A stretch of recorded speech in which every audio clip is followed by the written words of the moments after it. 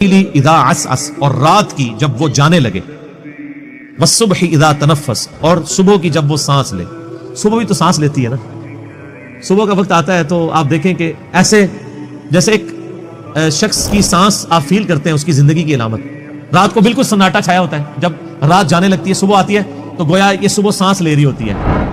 چرند پرندوں کی آوازیں آنا شروع ہوتی ہیں، پھر آہستہ آہستہ گہما گہمی ہونا شروع ہوتی ہے. اور اس طریقے سے جیسے انسان بھی جب صبح اٹھتا ہے تو ہلکی سی انگڑائی لیتا ہے، کرتے کرتے وہ پھر اٹھ جاتا ہے. صبح کے وقت جب وہ سانس لے، انہ لقول رسول کریم، بے شک یہ جو قرآن ہے یہ قول ہے ایک عزت والے رسول کا.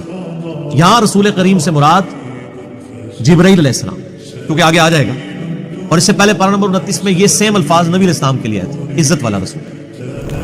فرشتوں میں رسول حضرت جبرائیل علیہ السلام ہے، جو انسانوں میں رسولوں کے اوپر وحی لے کے آتے. ذی قوت عند ذی العرش مکین، وہ عزت والا رسول وہ ہے جو قوت والا ہے عرش والے کے ہاں.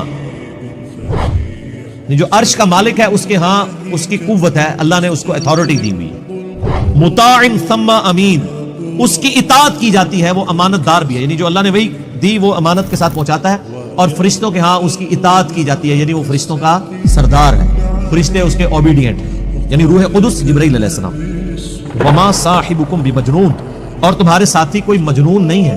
نعوذ باللہ. وہ کہتے تھے کوئی جنات کا اثر ہو گیا نعوذ باللہ اس پیغمبر کے اوپر جو اس طرح کی باتیں کرتا ہے. یعنی ایک شخص جو مکے کی لوگوں کی آنکھوں کا تارا اور بڑی ڈائنامک لائف گزاری اس نے، صادق اور امین، بڑی ایکسٹروورٹ لائف تھی. نبی اسلام کو گوشہ نشینی کی زندگی تو نہیں گزار رہے تھے. پہلے آپ لوگوں کی بھیڑیں چڑھایا کرتے تھے، پھر اللہ تعالیٰ نے فائنینشلی اسٹرانگ کیا. ایک مکے کی امیر عورت کے ساتھ آپ کی شادی ہو گئی، پھر ان کے لیے تجارت کا سامان لے کے جایا کرتے تھے. لوگ آپ کو صادق اور امین کہتے تھے. آپ صلی اللہ علیہ وآلہ وسلم کے پاس اپنی مانتے رکھوایا کرتے تھے. اتنا شخص جو اتنا ایکٹیو شخص ہو، لوگوں کے کام آنے والا ہو، بڑی ڈائنامک لائف گزار رہا ہو، اچانک وہ وہاں پہ ایک نئی دعوت لانچ کر دے تو ہلچل تو مچ جائے گی. بخاری و مسلم میں آتا ہے جب آپ صلی اللہ علیہ وآلہ وسلم کی مبارک زندگی کا 40واں سال آیا، عیسوی اعتبار سے 38واں، اور ہم لیونر ایئرز کے اعتبار سے چاند کے مہینوں کے اعتبار سے 40واں، تو اچانک آپ کی طبیعت جو ہے وہ دنیا سے اچاٹ ہو گئی. آپ غار حرا میں چند دن کے لیے گئے کیونکہ اللہ تعالیٰ نے آپ کو گائیڈ کیا. وہاں پہ فرشتہ آیا، آپ کے اوپر پہلی وحی نازل ہوئی. میں نے پہلے بھی کئی دفعہ ان چیزوں کو ڈسکس کیا. اس کے بعد کئی لوگ تو نبی علیہ السلام کے دشمنی کے طور پر کر رہے تھے، اور بعض آپ علیہ السلام کے بڑے ہمدرد تھے. وہ یہ سمجھتے تھے کہ یار یہ تو ہمارا ایک معاشرے کا ایسٹ تھا، اتنا انٹیلیجنٹ بندہ، اس کو روگ لگ گیا. تو وہ یہ سمجھتے تھے کہ شاید یہ جو چند دنوں کے لیے غار حرا میں گئے ہیں اور کھانا بھی سیدہ خدیجہ بنا کے دے دیتی تھی، تو ہو سکتا ہے وہاں پہ کوئی جنات کا اثر ہو گیا ہو. مجنون کا لفظ ہے نا، مجنون کیا کہتے ہیں؟ جس پہ جنات کا اثر ہو. اور اس حوالے سے صحیح مسلم میں ایک بڑی پیاری حدیث ہے کہ ایک شخص تھا جس کا نام تھا زماد. زماد تو نہیں، عربی میں ضباد کہیں گے، ضاد میم الف دال. اس کے بارے میں مشہور تھا کہ وہ جن نکالا کرتا تھا. وہ مکے آیا کہیں تو اس کو پتا چلا کہ اس طرح مکے میں ایک شخص محمد صلی اللہ علیہ وسلم، ان کے ساتھ اس طرح کا مسئلہ ہوا ہے. کچھ عرصے سے وہ اس طرح کی باتیں کرتے ہیں. غار میں چند دن کے لیے گئے تھے. لوگوں نے پھر مشورہ کیا تو اس نے کہا کہ مجھے نبی علیہ السلام کے پاس، یعنی محمد کے پاس لے چلو.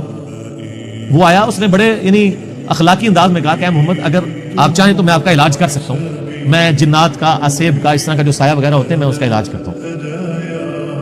تو آپ صلی اللہ علیہ وآلہ وسلم سے اس نے کہا کہ آپ بتائیں آپ کیا بیان کرتے ہیں، آپ کو کیا پرابلم ہے.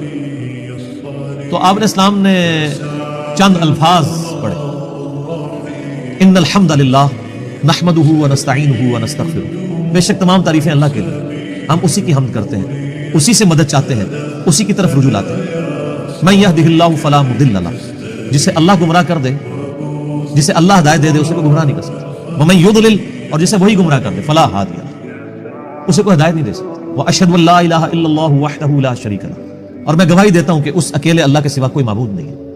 واشہد ان محمدا عبدہ ورسولہ، اور محمد صلی اللہ علیہ وآلہ وسلم اس کے بندہ ہے خاص اور رسول. اس کے اوپر ایسا روب طاری ہے. اس نے کہا یہ آپ نے کیا کلام پڑھا؟ دوبارہ پڑھے، دوبارہ پڑھا. اس نے کہا ایک دفعہ پھر سنا.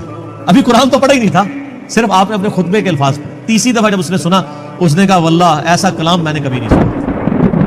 آپ اپنا ہاتھ بڑھائیں، میں آپ کے ہاتھ پہ بیعت کروں، میں اسلام قبول کروں. یہ صحیح مسلم میں حدیث ہے. تو وہ آیا علاج کرنے تھا، اس فیلڈ کا ایکسپرٹ تھا. جس طرح آپ دیکھ لیں کہ جادوگروں نے اسلام قبول کر لیا تھا، ان کو پتہ چل گیا تھا کہ موسیٰ علیہ السلام جو کچھ کر رہے ہیں یہ جادو نہیں ہے، کیونکہ ہر ایکسپرٹ اپنی فیلڈ کو جانتا ہے. ایک ڈاکٹر کو پتا ہے کہ ڈاکٹر زیادہ زیادہ کیا کر سکتا ہے، اور اس کے سامنے کوئی ایسا ایکسپیرینس آ جائے وہ کہے گا یہ ڈاکٹری میں پاسبل نہیں. جادوگروں کو بھی پتا تھا کہ جادوگر آنکھوں کا دھوکہ کرتے ہیں، یہ تو فزیکلی کر کے بتا رہا ہے یہ جادو نہیں. تو جادوگر جن کی بیس پہ فرعون اکڑا ہوا تھا وہ تو مسلمان ہو گئے، اس کے بعد تو فرعون کو ویسے ہی مسلمان ہو جانا چاہیے، لیکن نہیں ہوا، ہدایت اس کی قسمت میں نہیں تھی. یہاں پہ بھی مشرکین عرب جو بار بار کہتے تھے اس پہ جنات کا اثر ہے، جو جنات کا ایکسپرٹ ہے وہ کہہ رہے ہیں کہ یہ جنات کا اثر نہیں ہے اور وہ مسلمان ہو گیا. اس کے بعد گنجائش رہتی تھی کہ مشرکین عرب نبی اسلام پہ ایمان نہ لاتے، لیکن وہ قسمت میں تھا. اور لوگ کہتے ہیں کہ اللہ کے نبی زندہ تھے، لوگ پتہ نہیں کیوں نہیں بات مانتے تھے. آج اللہ کے نبی کی بات مان رہے ہیں لوگ، وہ تو ان سے بہتر تھے، وہ کافر تھے، کم از کم ڈٹے تو ہوئے تھے نا. یہ مسلمان ہو کے اللہ کے نبی کی بات ماننے کے لیے تیار تھے.